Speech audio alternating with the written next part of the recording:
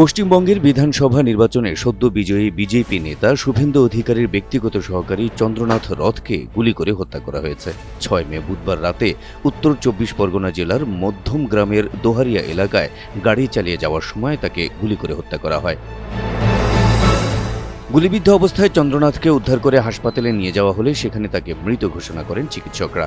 এই হামলায় চন্দ্রনাথের সঙ্গে থাকা বুদ্ধদেব বেরাও আহত হয়েছেন। স্থানীয় সূত্র জানায়, রাতে চন্দ্রনাথের গাড়ির পিছু নেয় দুর্বৃত্তরা। মধ্যগ্রামের দোহারিয়া এলাকায় পৌঁছানোর পর গাড়ি লক্ষ্য করে পরপর ৪ রাউন্ড গুলি ছোড়া হয়। স্থানীয় সূত্র জানায়, চন্দ্রনাথ রথের বাড়ি পূর্ব মেদিনীপুর জেলায় হলেও তিনি উত্তর ২৪ পরগনার মধ্যম গ্রাম এলাকায় বসবাস করতেন। ভবানীপুর বিধানসভা উপনির্বাচনে বিজেপির প্রার্থী হিসেবে শুভেন্দু অধিকারীর পক্ষে যে দল মাঠে কাজ করছিল, চন্দ্রনাথ ও বুদ্ধদেব বেরা দুজনেই সেই দলের সক্রিয় সদস্য ছিলেন।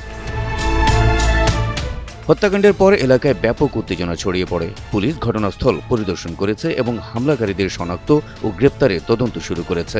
ঘটনাটি নিয়ে পশ্চিমবঙ্গের রাজনৈতিক উত্তেজনা তৈরির আশঙ্কা করছেন অনেকে। Habib Rasel, NTV online.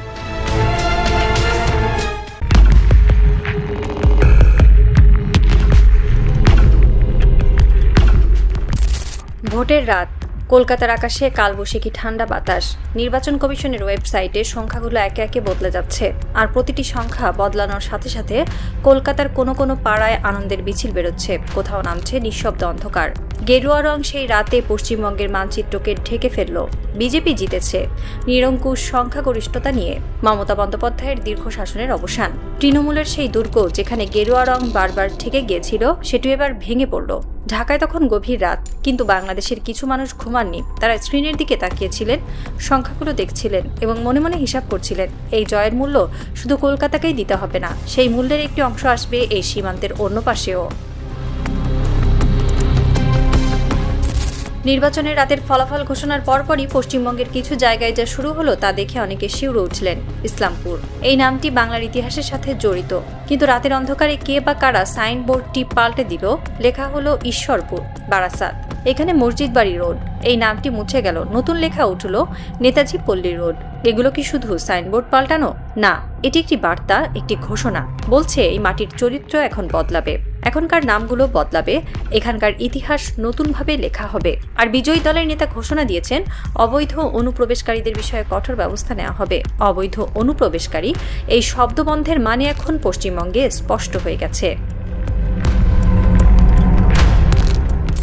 এই নির্বাচনের আগে একটি ঘটনা ঘটেছিল যা তুলনামূলকভাবে কম আলোচিত হয়েছে। স্পেশাল ইন্টেন্সিভ রিভিশন বা এসআইআর। ভোটার তালিকায় এই বিশেষ পর্যালোচনায় পশ্চিমবঙ্গ থেকে প্রায় ১ কোটি মানুষকে ভোটার তালিকা থেকে বাদ দেওয়া হয়েছে। কারণ কি? বলা হয়েছে এরা বাংলাদেশ থেকে ভারতে অনুপ্রবেশকারী। কিন্তু প্রশ্ন উঠছে, যে মানুষ হয়তো তৃতীয় বা চতুর্থ প্রজন্ম ধরে পশ্চিমবঙ্গে বাস করছেন, যার নামে জমি জমার কাগজ আছে, ব্যাংক অ্যাকাউন্ট আছে, সন্তানদের স্কুলের সার্টিফিকেট আছে, তিনিও কি বাংলাদেশ থেকে আসা অনুপ্রবেশকারী? এবং সবচেয়ে উদ্বেগজনক তথ্য হলো, নতুন সরকার বলছে জমি জমার কাগজও এখন থেকে নাগরিকত্বের প্রমাণ হিসেবে গ্রাহ্য করা হবে না। তাহলে কিসের ভিত্তিতে কেউ প্রমাণ করবেন তিনি ভারতীয়? এই প্রশ্নটির উত্তর এখনও স্পষ্ট নয়, কিন্তু উত্তরটি যখন আসবে তখন লক্ষ লক্ষ মানুষের জীবন বদলে যাবে। ৮০-র দশকে ভারতের সংসদে বিজেপির আসন সংখ্যা ছিল মাত্র দুটি আসন। আজ সেই দলটি ভারতের কেন্দ্রীয় ক্ষমতায়, অধিকাংশ রাজ্যে ক্ষমতায়, এবং এখন পশ্চিমবঙ্গেও। এই উত্থানের গল্পটি একটি দলের সাংগঠনিক দক্ষতার গল্প, কিন্তু এর সাথে জড়িয়ে আছে ভারতের ধর্মীয় রাজনৈতিক পরিচয়ের একটি দীর্ঘ টানাপোড়েনের ইতিহাসও। বাবরি মসজিদ, ১৯৯২ সালে অযোধ্যায় সেই মসজিদ ভেঙে ফেলার পরের বছরগুলোতে বিজেপি আর পেছনে তাকায়নি। রাম মন্দির নির্মাণের প্রতিশ্রুতি তারা বারবার দিয়েছে এবং শেষ পর্যন্ত সেই প্রতিশ্রুতি রেখেছে। ২০২৪ সালে অযোধ্যার রাম মন্দিরের উদ্বোধন, এটি ছিল বিজেপির সবচেয়ে বড় প্রতীকী জয়। রাজনীতিতে যে দল তার প্রতিশ্রুতি রাখে, সেই দলের প্রতি মানুষের আস্থা বাড়ে। এই সহজ সমীকরণটি বিজেপিকে এত বড় করেছে। এই উত্থানের অন্ধকার দিকও আছে। নরেন্দ্র মোদী যখন গুজরাটের মুখ্যমন্ত্রী, তখন ২০০২ সালে সেই রাজ্যে ভয়াবহ সাম্প্রদায়িক দাঙ্গা হয়। সরকারি হিসেবেই ২,০০০-এরও বেশি মানুষের প্রাণ হারিয়েছিল, যাদের বিশাল অঙ্কই ছিল মুসলমান। আন্তর্জাতিক মানবাধিকার সংস্থা এবং সংবাদ মাধ্যমগুলো এই দাঙ্গায় রাজ্য প্রশাসনের ভূমিকা নিয়ে গুরুতর প্রশ্ন তুলেছিল। মানুষ পুড়িয়ে মারা, বাড়িঘর বুলডোজার গুড়িয়ে দেওয়া, লক্ষ লক্ষ মানুষকে উচ্ছেদ করার অভিযোগ উঠেছিল। এই নিষ্ঠুরতার জন্য আন্তর্জাতিক মহলে সমালোচনার ঝড় উঠেছিল। যারা প্রাণে বেঁচেছিলেন তারা অন্য রাজ্যে পালিয়ে গেছিলেন, যারা পারেননি তাদের আশ্রয় হয়েছিল বস্তিতে। আর সেই বস্তিগুলোর পাশে শহরের যাবতীয় ময়লা জমা করার ব্যবস্থা করা হয়েছিল, যেন বাকি জীবনটা দুর্গন্ধের মধ্যে কাটাতে হয়। এই গুজরাট মডেল নিয়েই মোদি দিল্লিতে প্রবেশ করেছিলেন। এই ইতিহাস বহন করেই তিনি ভারতের প্রধানমন্ত্রী হয়েছেন এবং এখন সেই মডেলের একজন রাজনীতিক পশ্চিমবঙ্গের মুখ্যমন্ত্রী হতে যাচ্ছেন। এখন বাংলাদেশের দিক থেকে এই পরিস্থিতিটা একবার দেখা যায়। পশ্চিমবঙ্গের সাথে বাংলাদেশের সীমান্তের দৈর্ঘ্য 2216 কিলোমিটার। এটি পৃথিবীর দীর্ঘতম আন্তর্জাতিক সীমান্তগুলোর একটি। এই সীমান্তের পুরো জুড়ে কাঁটাতারের বেড়া নেই, নদী, জলাভূমি, বন, ফসলের মাঠ। অনেক জায়গায় সীমান্তটি কেবল কাগজে আছে, বাস্তবে দেখা যায় না। এতদিন এই সীমান্ত দিয়ে পুশ ইনের ঘটনা ঘটত। 10 জন, 15 জন, 20 জন করে ছোট ছোট দল, মূলত ভারতের অন্যান্য রাজ্য থেকে, যেখানে বাঙালির সংখ্যা তুলনামূলকভাবে কম, সেই মানুষগুলোকে ধরে সীমান্তে ঠেলে দেওয়া হতো। কিন্তু এখন পশ্চিমবঙ্গ থেকে পুশ ইন যদি শুরু হয়, তাহলে সংখ্যাটা কোথায় যাবে? পশ্চিমবঙ্গ পুরোটাই বাঙালি সংখ্যাগরিষ্ঠ রাজ্য। সেখানে যাদের বাংলাদেশি ট্যাগ দিয়ে নাগরিকত্ব থেকে বাদ দিয়ে দেওয়া হবে, তাদের ঠেলে দেওয়া হবে কোথায়? বাংলাদেশের সীমান্তে। 1 কোটি মানুষকে ভোটার তালিকা থেকে বাদ দেওয়া হয়েছে। আরও কতজন বাদ পড়বেন সেই প্রশ্নের উত্তর এখনো আসেনি। কিন্তু যদি লক্ষ মানুষও বাংলাদেশের সীমান্তে ঠেলে দেওয়ার চেষ্টা করা হয়, তাহলে বাংলাদেশ কি তার ঠেকাতে পারবে? এই প্রশ্নটি অস্বস্তিকর, কিন্তু এড়ানোর উপায় নেই। বাংলাদেশের বিজিবি এবং সীমান্তরক্ষী বাহিনীর সদস্য সংখ্যা কত? তারা কি 2216 কিলোমিটার সীমান্তের প্রতিটি কিলোমিটারে পর্যাপ্ত শক্তিতে মোতায়েন থাকতে পারবে? স্বাভাবিক সময়ে সীমান্ত পাহারা দেওয়াটাই চ্যালেঞ্জের। আর যদি লক্ষ লক্ষ মানুষ একসাথে ঢোকার চেষ্টা করে, রোহিঙ্গা সংকটের কথা মনে করুন। মিয়ানমার থেকে রোহিঙ্গাদের ঢল বাংলাদেশ আটকাতে পারেনি।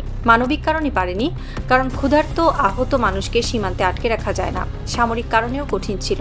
পশ্চিমবঙ্গ থেকে যদি এই ধরনের ঢল আসে, তখন পরিস্থিতি আরো জটিল হবে, কারণ এই মানুষগুলো বাংলাভাষী।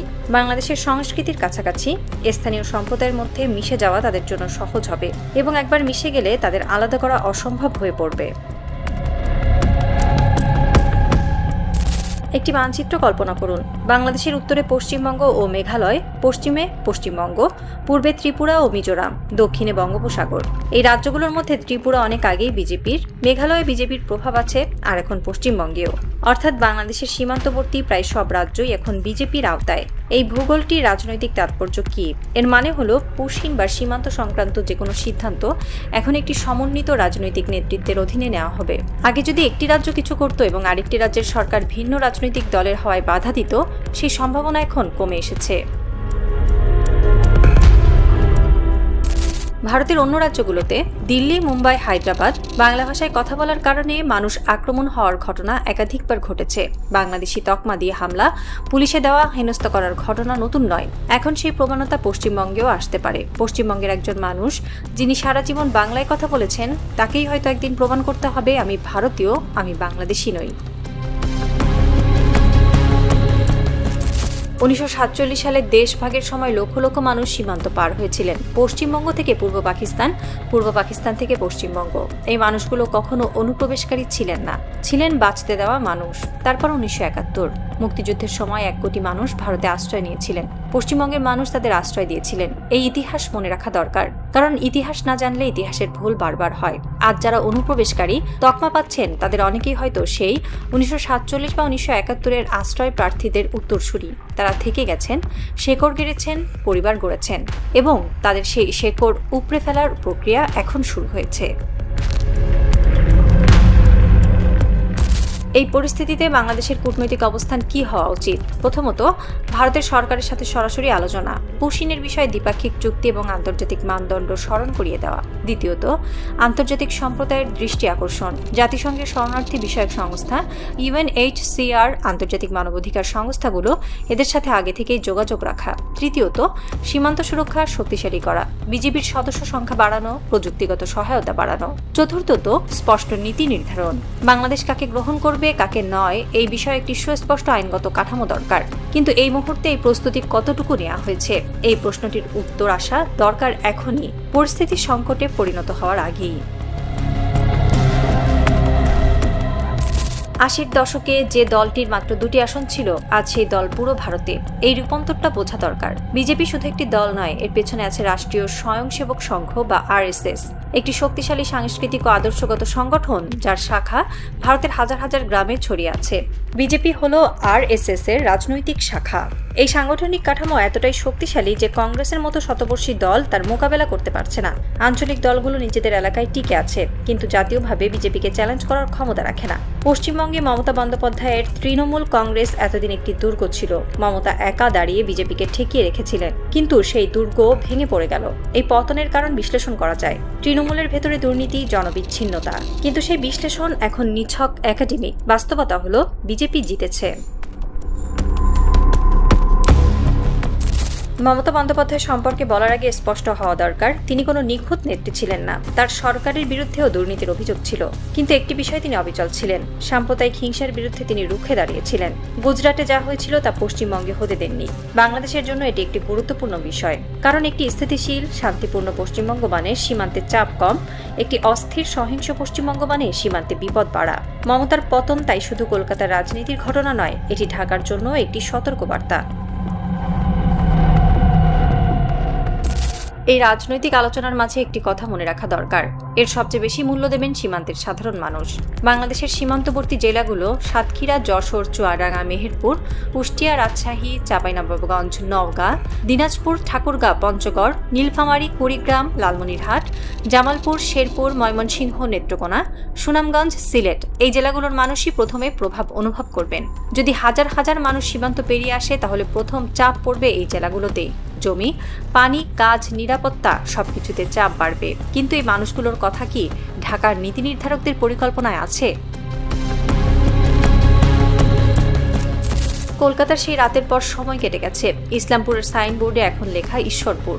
বারাসাতের মসজিদ বাড়ি রোড এখন নেতাজি পল্লী রোড। কোথাও কোথাও হয়তো এমন ঘরে রাত নামছে যেখানে একটি পরিবার বসে আছে, কাগজপত্র গুছিয়ে রাখছে, নাগরিকত্বের প্রমাণ খুঁজছে, দাদার আমলের কাগজ খুঁজছে এবং ভাবছে এই কাগজটাই কি যথেষ্ট, নাকি এটাও গ্রাহ্য হবে না। আর সেই পরিবারটির ঠিক উল্টো দিকে সীমান্তের ওপারে বাংলাদেশের কোনো সীমান্ত চৌকিতে একজন বিজেপি সদস্য পাহারায় আছেন। তিনি জানেন কিছু একটা আসছে, কিন্তু কখন আসবে, কতজন আসবে জানেন না। সেই না জানাটাই সবচেয়ে বিপজ্জনক। পশ্চিমবঙ্গের মানচিত্রে গেরুয়া রং ছড়িয়ে পড়েছে, সেই রং এখন সীমান্তের দিকে এগিয়ে আসছে।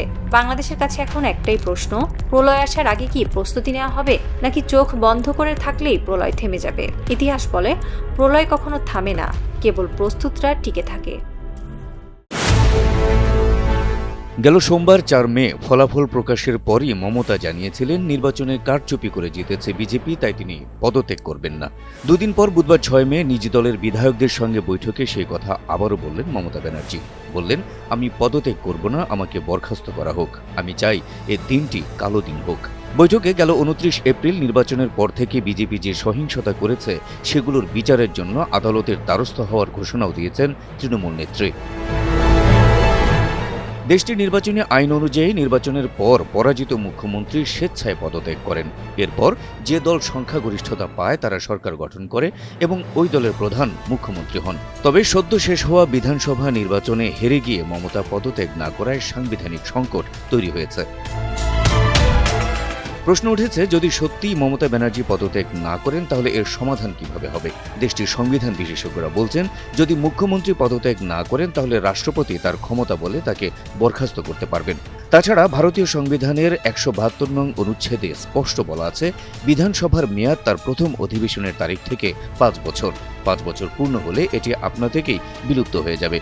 সেই হিসেবে 6 মে 2026 নিজ থেকেই বিলুপ্ত হয়ে যাচ্ছে পশ্চিমবঙ্গের বিধানসভা। ফলে মমতা পদত্যাগ না করলেও নতুন মুখ্যমন্ত্রীর শপথ গ্রহণে তা বাধা হয়ে দাঁড়াবে না। এদিকে বিধানসভা নির্বাচন শেষে সেখানে ব্যাপক সহিংসতা শুরুর অভিযোগ উঠেছে বিজেপির সমর্থকদের বিরুদ্ধে। তৃণমূল বলছে, বিজেপির সমর্থকরা তাদের নেতাকর্মীদের বাড়িঘর ও অফিসে আগুন দিয়েছে। কলকাতার নিউ মার্কেট এলাকায় গিয়ে কয়েকটি মাংসের দোকানেও হামলা চালিয়েছে। এখন পর্যন্ত নির্বাচন পরবর্তী সহিংসতায় পশ্চিমবঙ্গে অন্তত 4 জনের মৃত্যু হয়েছে। তবে বিজেপি এসব অভিযোগ অস্বীকার করে বলছে, তাদের নেতাকর্মীরা কোনো ধরনের সহিংসতার সঙ্গে জড়িত নয়, বরং তৃণমূলের কর্মীরাই বিজেপি সেজে এসব হামলা করছে। Habib Rasel, NTV online.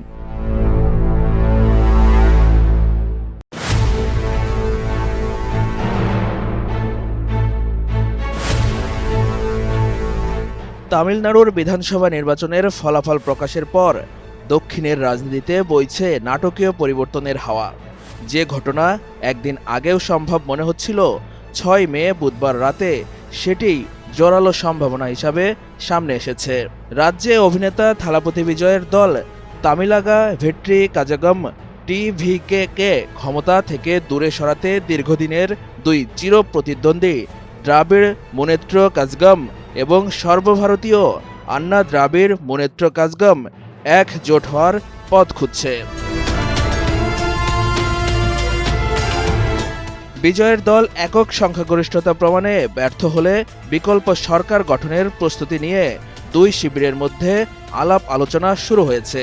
The Indian এক্সপ্রেসের প্রতিবেদনে বলা হয়েছে, এআইএডিএমকে সরকার গঠন করবে এবং ডিএমকে বাইরে থেকে সমর্থন দেবে, এমন একটি রাজনৈতিক ফর্মুলা নিয়ে আলোচনা চলছে। বর্তমানে এআইএডিএমকের আসন সংখ্যা 47 এবং ডিএমকের 59টি আসন রয়েছে, অর্থাৎ দুই দলের মোট আসন দাঁড়ায় 106টি। এর সঙ্গে সম্ভাব্য জোটে পিএমকের 4টি, ভিসিকের 2টি, সিপিআইএমের 2টি, সিপিআইয়ের 2টি এবং আম্ম মুনেত্র কাজগমের একটি আসন যুক্ত হতে পারে। সব মিলিয়ে ছোট দলগুলোর সমর্থন নিয়ে একটি স্থিতিশীল সরকার গঠনের পরিকল্পনায় আলোচনায় রয়েছে। 5 মে ঘোষিত ফলে বিজয়ের দল টিভিকে 108টি আসনে জয়লাভ করে। তবে বিজয় নিজে 2টি আসনে জয়ী হওয়ায় একটি আসন ছেড়ে দিতে হবে। ফলে তার কার্যকর আসন সংখ্যা 107। 233 সদস্যের বিধানসভায় সরকার গড়তে প্রয়োজন 117টি আসন। বিজয়কে সমর্থন দিয়ে ডিএমকের সঙ্গে পুরনো জোট ভেঙেছে 5 আসন পাওয়া কংগ্রেস। এতে সরকার গঠনের জন্য টিভিকের আসন সংখ্যা 112 হলেও ম্যাজিক ফিগার ছুঁতে ব্যর্থ বিজয়। এদিকে রাজ্যপাল রাজেন্দ্র বিশ্বনাথ আর্লেকার জানিয়ে দিয়েছেন, সরকার গঠনের আমন্ত্রণ পাওয়ার আগে বিজয়কে অন্তত 117 জন বিধায়কের সমর্থনের দালিলিক প্রমাণ জমা দিতে হবে।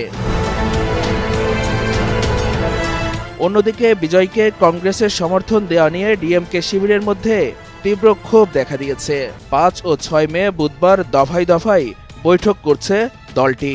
ডিএমকে তাদের বিধায়কদের নিয়ে আবারও বৈঠকে বসার কথা রয়েছে। রাজনৈতিক বিশ্লেষকরা বলছেন, তামিলনাড়ুর ভোটাররা, বিশেষ করে যারা পরিবর্তনের আশায় থালাপতি বিজয়কে ভোট দিয়েছেন, তারা দুই চিরশত্রুর এই গোপন আতাত কিভাবে নেবেন সেটি এখন বড় প্রশ্ন। কলকাতার নিউ মার্কেট এলাকায় বিজয় উদযাপনের সময় কয়েকটি মাংস বিক্রির দোকান ভেঙে ফেলেছে বিজেপি কর্মীরা। এ সময় ব্যবহার করা হয় বুলডোজার। এমন ঘটনাকে ভণ্ডামি আখ্যা দিয়ে কেন্দ্রীয় বাহিনীর নীরবতার দিকে প্রশ্ন ছুড়েছে তৃণমূল কংগ্রেস। 6 মে বুধবার ভারতীয় সংবাদ সংস্থা পিটিআইয়ের বরাতে এ তথ্য জানিয়েছে ইকোনমিক টাইমস। টিএমসির অভিযোগ, বিজয় উদযাপনের সময় বিজেপির সমর্থকরা কলকাতার নিউ মার্কেট এলাকার কয়েকটি মাংসের দোকান ভাঙতে বুলডোজার ব্যবহার করেছে। এই ঘটনাটি নির্বাচনের ফলাফলের পর ভীতি প্রদর্শনের একটি ধারা হিসেবে উত্থাপিত হচ্ছে। মমতা বন্দ্যোপাধ্যায়ের নেতৃত্বাধীন দলটি আরও অভিযোগ করেছে, মঙ্গলবার রাতে এই ঘটনা ঘটার সময় নিষ্ক্রিয় ছিল কেন্দ্রীয় নিরাপত্তা বাহিনী। সংবাদ মাধ্যমটির প্রতিবেদনে বলা হয়, এর আগে পশ্চিমবঙ্গের বিধানসভা নির্বাচনের প্রচারণার সময় উত্তরপ্রদেশের মুখ্যমন্ত্রী যোগী আদিত্যনাথ এবং অন্যান্য বিজেপি নেতারা বুলডোজার বিচার এই কথাটি ব্যবহার করেছিলেন। তারা জোর দিয়ে বলেছিলেন, বিজেপি ক্ষমতায় এলে প্রতিটি অবৈধ দখল গুড়িয়ে দেওয়া হবে। এক্সে দেয়া এক পোস্টে টিএমসি বলছে, বিজেপির পরিবর্তন এসে গেছে এবং তা এসেছে বুলডোজার নিয়ে নির্লজ্জ ভণ্ডামির কর্মকাণ্ডে। বিজেপি সমর্থকদের দল নিউ মার্কেট এলাকায় তাদের তাণ্ডব চালিয়েছে, দোকানপাট ভাঙচুর করেছে এবং তৃণমূল কংগ্রেসের দলীয় কার্যালয় ভাঙচুর করেছে। ঘটনাটির একটি ভিডিও সংযুক্ত করে দলটি বলছে, এটি ছিল এমন একটি দলের উদযাপন যারা আস্থার কথা বলেছিল এবং সন্ত্রাস ছড়িয়েছিল। তৃণমূল আরও যোগ করেছে, ঘটনাটি রাজ্যের আইন শৃঙ্খলার জন্য একটি বিপজ্জনক নজির সৃষ্টি করেছে। তবে স্বাধীনভাবে ভিডিওটির সত্যতা যাচাই করতে পারেনি পিটিআই।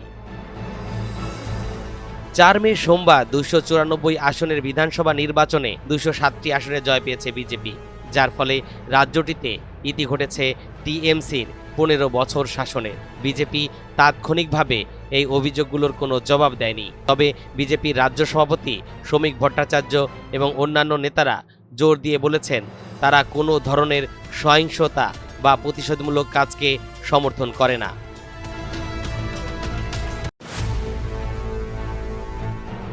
ভারতের পশ্চিমবঙ্গের বর্তমান বিধানসভা ভেঙে দিয়েছে রাজ্যপাল আর.এন. রবি। বৃহস্পতিবার 7 মে এক বিবৃতিতে এ সিদ্ধান্ত জানান তিনি। বিধানসভা ভাঙার কারণে মুখ্যমন্ত্রী পদে আর থাকছেন না মমতা বন্দ্যোপাধ্যায়। বিবৃতিতে রাজ্যপাল রবি জানিয়েছেন, ভারতের সংবিধানের 174 অনুচ্ছেদের 2 ধারার খ উপধারার অধীনে প্রদত্ত ক্ষমতা প্রয়োগ করে আমি 2026 সালের 7 মে থেকে পশ্চিমবঙ্গের বিধানসভা ভেঙে দিচ্ছি। এদিকে ইতোমধ্যেই বিবৃতি জারি করে সেই কথা জানিয়েছেন মুখ্য সচিব দুষ্মন্ত নারিওয়ালা।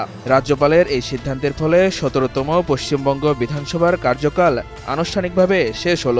নবনির্বাচিত জনপ্রতিনিধিদের নিয়ে 18তম বিধানসভা গঠন করা হবে। এই ঘটনায় ভারতের একাধিক মিডিয়া জানিয়েছে, এই বিবৃতির মানে হলো তৃণমূল কংগ্রেস নেত্রী মমতা বন্দ্যোপাধ্যায় এখন আর এই রাজ্যের মুখ্যমন্ত্রী নন। 71 বছর বয়সী মমতা বন্দ্যোপাধ্যায় পদত্যাগ না করার ব্যাপারে অনড় ছিলেন এবং নিজের পদে বহাল ছিলেন। বিধানসভা নির্বাচনে হারের পরও টানা 15 বছর ক্ষমতায় থাকা বিদায়ী মুখ্যমন্ত্রী মমতা বন্দ্যোপাধ্যায় পদত্যাগ করতে অস্বীকার করেন। এদিকে বর্তমান বিধানসভার মেয়াদ আজই শেষ হওয়ার কথা ছিল। উল্লেখ্য, বাংলায় ঐতিহাসিক জয় পাওয়া বিজেপি ঘোষণা করেছে নতুন মুখ্যমন্ত্রী আগামী 9 মে শপথ গ্রহণ করবেন।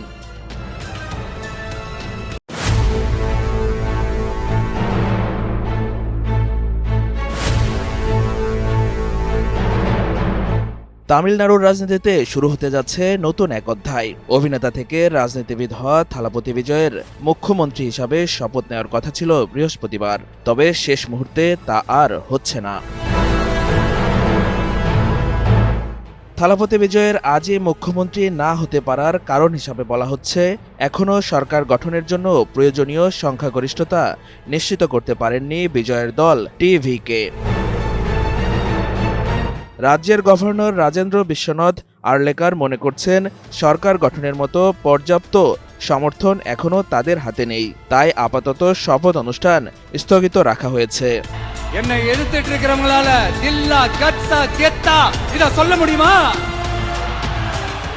তবে থালাপতি বিজয় ও তার দল টিভিকের জন্য আছে বড় সুখবর। এরই মধ্যে কংগ্রেস বিজয়ের দলকে সমর্থনের ঘোষণা দিয়েছে। রাজনৈতিক মহলে ধারণা করা হচ্ছে, আরও কয়েকটি দল ও নির্দলীয় সদস্যও টিভিকের পাশে দাঁড়াতে পারেন। প্রতিদিন গোসলে সিরামের উজ্জ্বলতা মেরি সিরাম সোপ বার।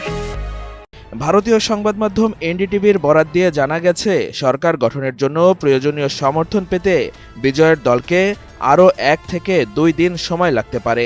জানা গেছে, রাজ্যপাল ইতোমধ্যে তামিলনাড়ু বিধানসভা ভেঙে দিয়েছেন।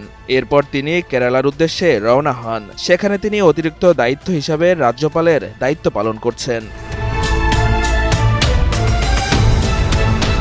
বুধবার রাজ্যপালের সঙ্গে বৈঠক করে সরকার গঠনের দাবি জানান বিজয়। এ সময় টিভিকের সাধারণ সম্পাদক আদব অর্জুন এবং দলের আইন প্রণেতারাও উপস্থিত ছিলেন বলে জানা গেছে। উল্লেখ্য, নির্বাচনে 108টি আসন জিতে একক বৃহত্তম দল হিসাবে উঠে আসে টিভিকে। তবে সরকার গঠনের জন্য প্রয়োজন 118টি আসন। কংগ্রেসের 5টি আসন যোগ হয়, তাদের সংখ্যা এখন দাঁড়িয়েছে 113-তে। যদিও বিজয়ের জেতা 2টি আসনের মধ্যে একটি বাতিল হয়, সেই সমীকরণে কিছুটা জটিলতা তৈরি হয়েছে। এখন সরকার গঠনের লক্ষ্যে টিভিকের দরকার আরও 6টি আসনের সমর্থন। সবকিছু ঠিক থাকলে খুব শীঘ্রই বিধানসভায় সংখ্যাগরিষ্ঠতা প্রমাণের লড়াইয়ে নামবেন থালাপতি বিজয়। তবে কংগ্রেস ছাড়াও আর কোন দল বা নির্দলীয় সদস্য বিজয়ের পাশে দাঁড়াবেন, সেটি এখন তামিলনাড়ুর রাজনীতির সবচেয়ে বড় প্রশ্ন।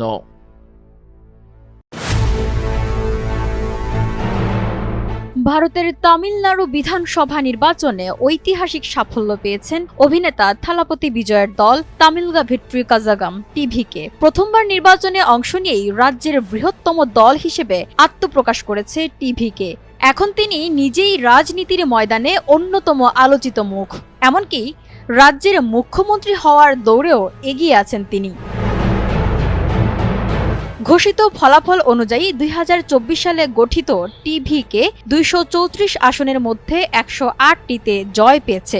একক বৃহত্তম শক্তি হিসেবে আত্মপ্রকাশ করেছে থালাপতি বিজয়ের দল, যা রাজ্যের রাজনৈতিক সমীকরণে বড় পরিবর্তনের ইঙ্গিত দিচ্ছে। আর এনডিএ পেয়েছে 53টি। এর অর্থ হল অভিনেতার নেতৃত্বাধীন এই নবীনতম দলটি সরকার গঠনের জন্য সুবিধাজনক অবস্থানে রয়েছে, যদিও তারা সংখ্যাগরিষ্ঠতা থেকে সামান্য পিছিয়ে আছে। কিন্তু একটা সময় ছিল যখন বিজয় একেবারেই রাজনীতিতে আসতে চাননি, এমনকি তাকে রাজনীতিতে আসতে চাপ দেওয়ার জন্য তিনি তার বাবা মায়ের বিরুদ্ধে মামলাও করেছিলেন।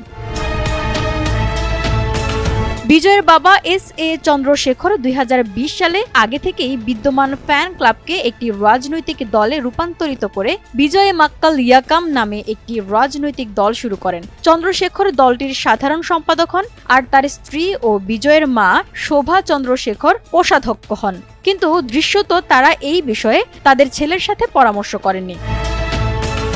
এরই ধারাবাহিকতায় 2021 সালে প্রকাশ্যে নিজেকে সামাজিক কল্যাণমূলক সংস্থা বিজয় মাক্কাল ইয়াকাম থেকে দূরে সরিয়ে নেন এবং সংশ্লিষ্টদের বিরুদ্ধে মামলা করেন, যেখানে তার মা বাবাও অন্তর্ভুক্ত ছিলেন। পরে তিনি জানান ওই দলের সঙ্গে তার সরাসরি বা পরোক্ষ কোনো সম্পর্ক নেই। তবে এরপরই তার অবস্থানে আসে বড় পরিবর্তন। সময়ের সঙ্গে বদলেছে সেই অবস্থান। সবকিছুর পর অবশেষে 2024 সালে তিনি নিজেই আনুষ্ঠানিকভাবে দল গঠন করেন। এখন তিনি নিজেই রাজনীতির ময়দানে অন্যতম আলোচিত মুখ, এমনকি রাজ্যের মুখ্যমন্ত্রী হওয়ার দৌড়েও এগিয়ে আছেন থালাপতি বিজয়। নারীরা শহরের রাস্তায় কতটা নিরাপদ? এই প্রশ্নের উত্তর খুঁজতে ব্যতিক্রমী এক উদ্যোগ নিলেন ভারতীয় এক নারী পুলিশ কর্মকর্তা। ঊর্ধ্বতন ওই পুলিশ কর্মকর্তার কর্মস্থল হায়দ্রাবাদে ঘটেছে এই ঘটনাটি। ওই পুলিশ কর্মকর্তা মূলত শহরের রাস্তায় নারীরা কতটা নিরাপদ তা বোঝার জন্য নিজে সাধারণ নারীর ছদ্মবেশে দাঁড়িয়েছিলেন মধ্যরাতে। তবে মধ্যরাতে মাঝ রাস্তায় দাঁড়িয়ে যে বাস্তব পরিস্থিতির মুখোমুখি তিনি হয়েছেন তাতেই নিজেই চমকে উঠেছেন। হায়দ্রাবাদের মালকাজগিরি এলাকায় সাধারণ পোশাকে পুলিশের কোনো উপস্থিতি ছাড়াই রাত 12:30 থেকে 3:30 পর্যন্ত একটি বাস স্ট্যান্ডে দাঁড়িয়েছিলেন ওই পুলিশ কর্মকর্তা। 3 ঘন্টার ওই পরীক্ষামূলক অভিযানে অন্তত 40 জন পুরুষ তার কাছে এগিয়ে আসেন। তাদের মধ্যে অনেকেই কথা বলার চেষ্টা করেন এবং একাধিক ব্যক্তি কুপ্রস্তাবও দেন বলে জানা যায়। অভিযোগ রয়েছে তাদের মধ্যে কিছু তরুণ ও ছাত্রও ছিলেন। কেউ কেউ নেশাগ্রস্ত অবস্থায় ছিলেন বলেও দাবি তার।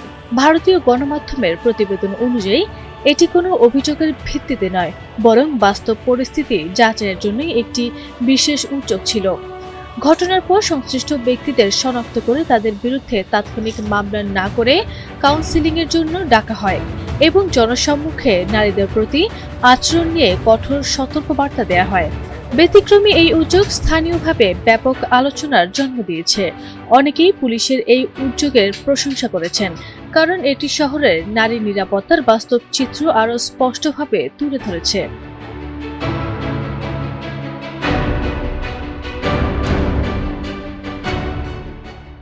এর আগেও ডেপুটি সুপারিনটেন্ডেন্ট অফ পুলিশ হিসেবে কর্মজীবনের শুরুতে একই কর্মকর্তা কাজীপেট রেল স্টেশনের কাছে নারীদের নিরাপত্তা যাচাইয়ের জন্য একই ধরনের একটি অভিযান চালিয়েছিলেন। আরবি ইসলাম হিমু, এনটিভি অনলাইন।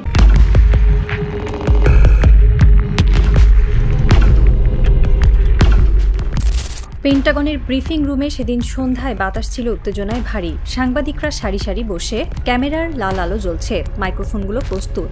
মার্কিন প্রতিরক্ষা সচিব পিট হেগসেথ ধীর পায়ে পোডিয়ামের কাছে এলেন, মুখে আত্মবিশ্বাসের ছাপ, জল শক্ত, কণ্ঠস্বর দৃঢ়।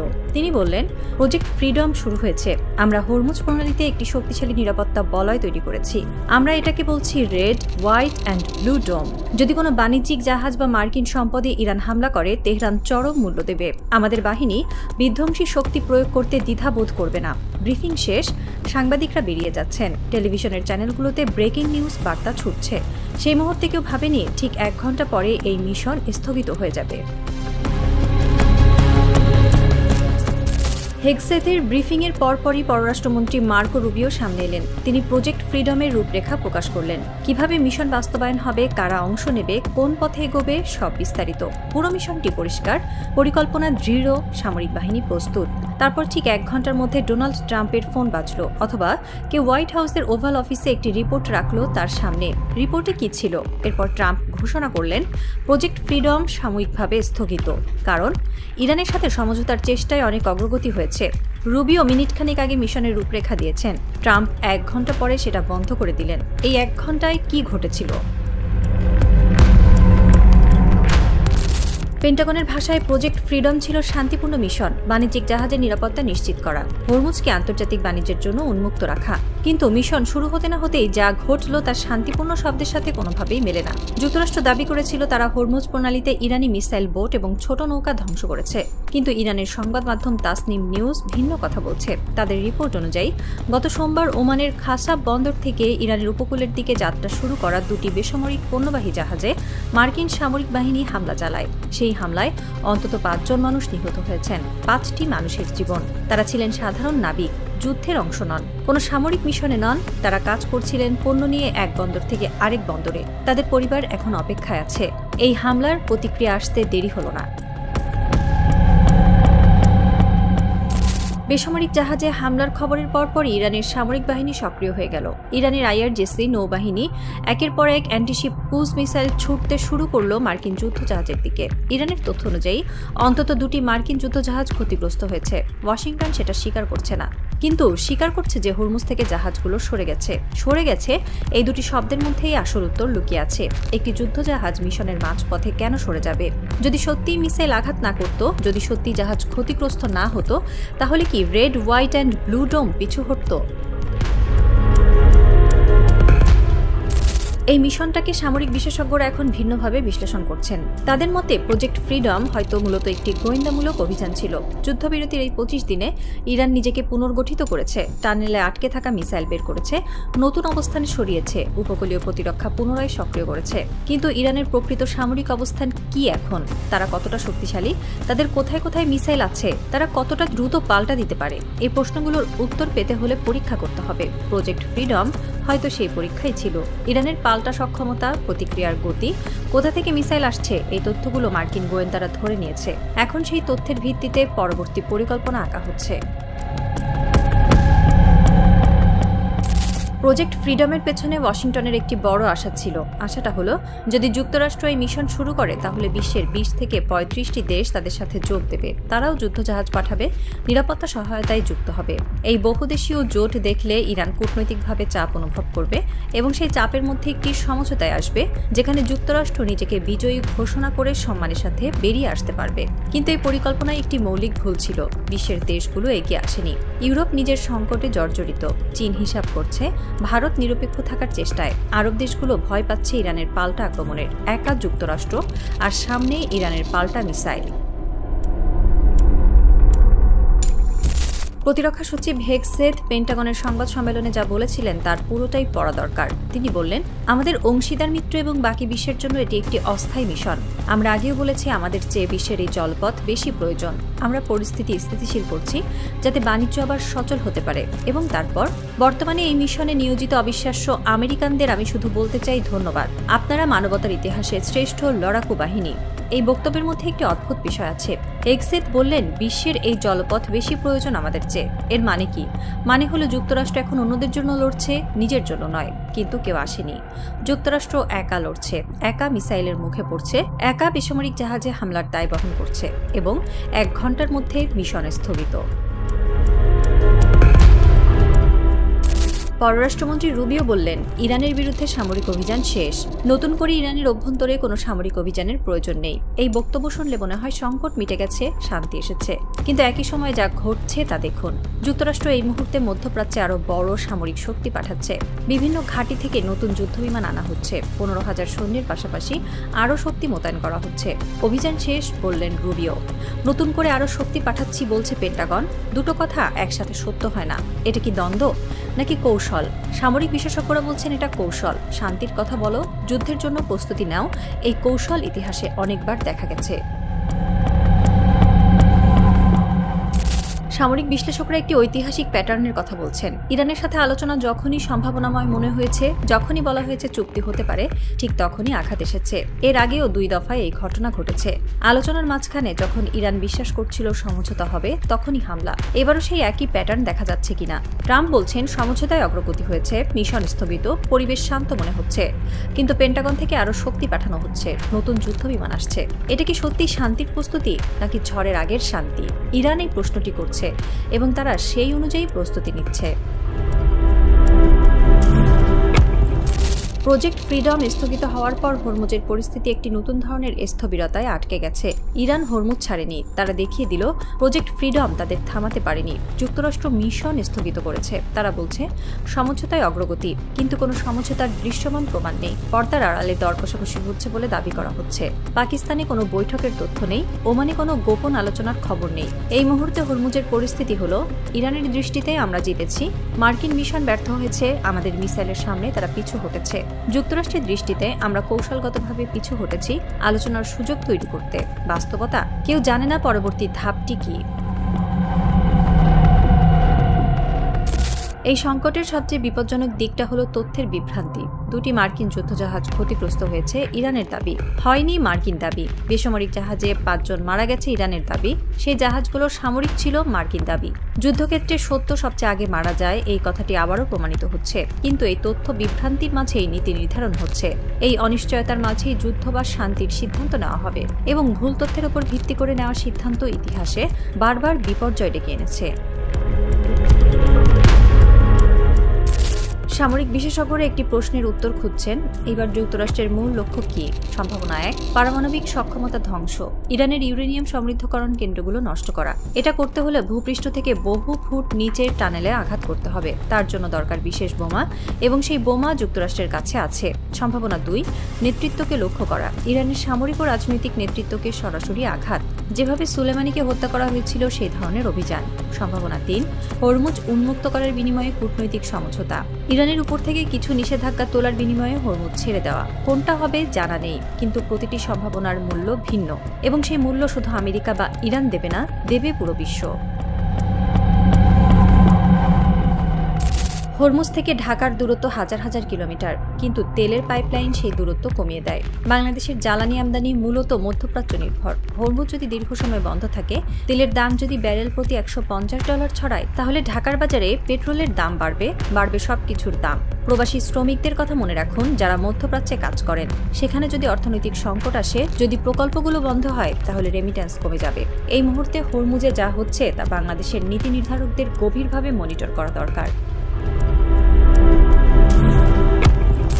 এই মুহূর্তে প্রজেক্ট ফ্রিডম স্থগিত, হেগসেথের ব্রিফিং শেষ, রুবিও বলেছেন অভিযান শেষ, ট্রাম্প বলছেন সমঝোতায় অগ্রগতি।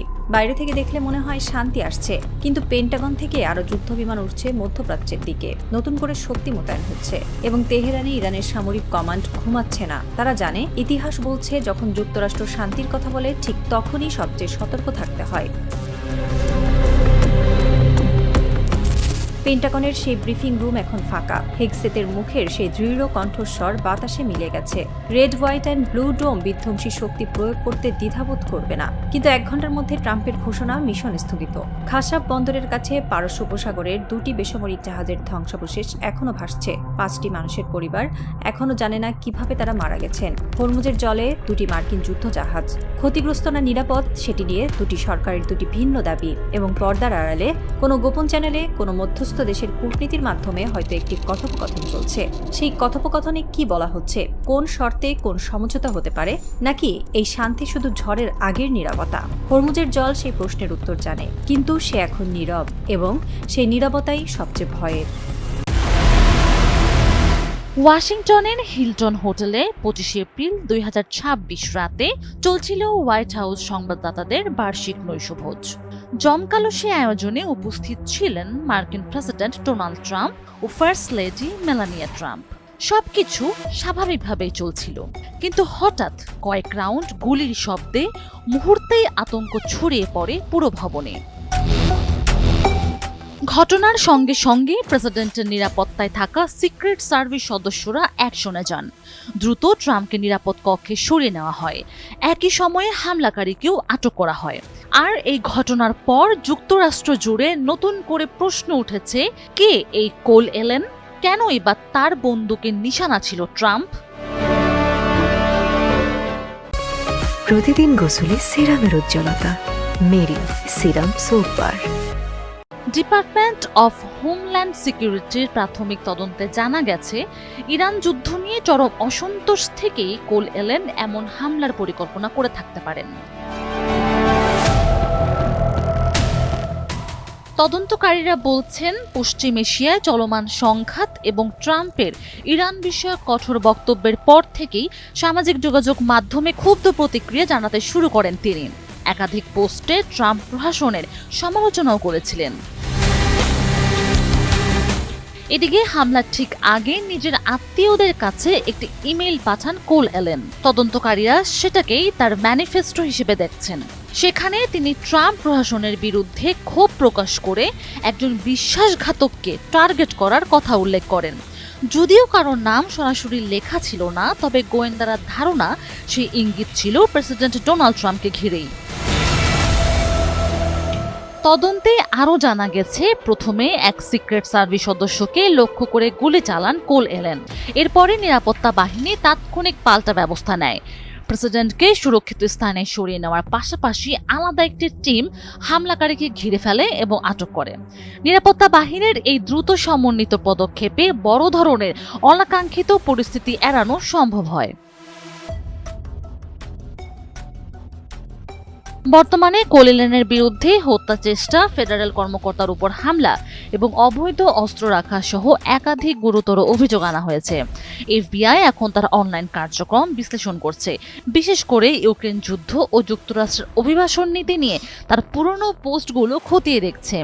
তদন্তকারীর আশঙ্কা, 2024 সালের পেনসিলভেনিয়া হামলার মতো কোনো গোপন নেটওয়ার্ক বা বড় ধরনের ষড়যন্ত্রের সঙ্গে এ ঘটনার যোগসূত্র আছে কিনা সেটা তদন্তের সামনে আসতে পারে। Sanjida Afrin, NTV online.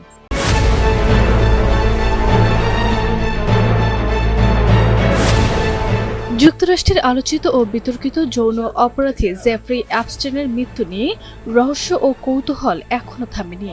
সেই পুরনো বিতর্কের মধ্যে আদালতের নির্দেশে প্রকাশ পেল এক গোপন নথি, যেটিকে তার কথিত আত্মহত্যার আগে লেখা চিরকুট হিসেবে চিহ্নিত করা হচ্ছে।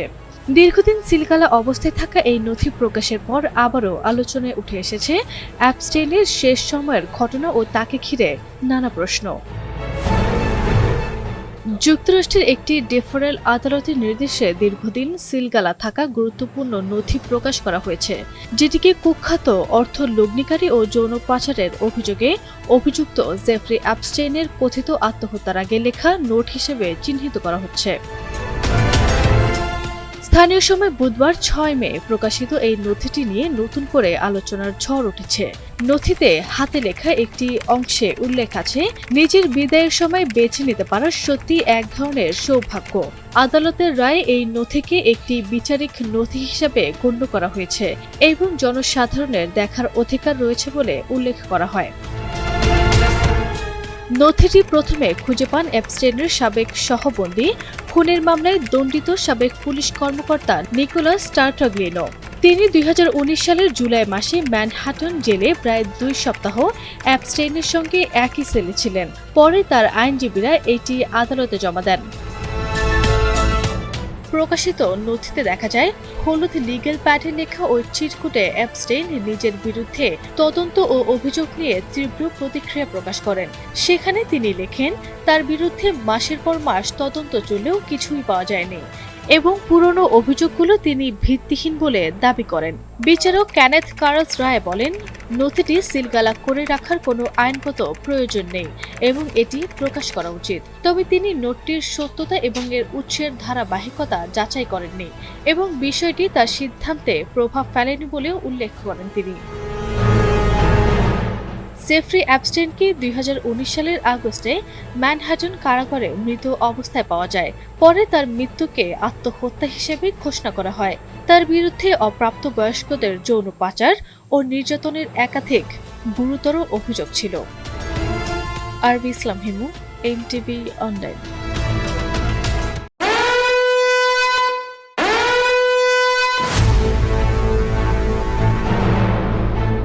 একদিকে যুদ্ধ, হামলা পাল্টা হামলা, হরমুজ প্রণালী ঘিরে উত্তেজনা, অন্যদিকে হঠাৎ করে পশ্চিমা গণমাধ্যমে ভেসে আসছে আসন্ন সমঝোতার খবর।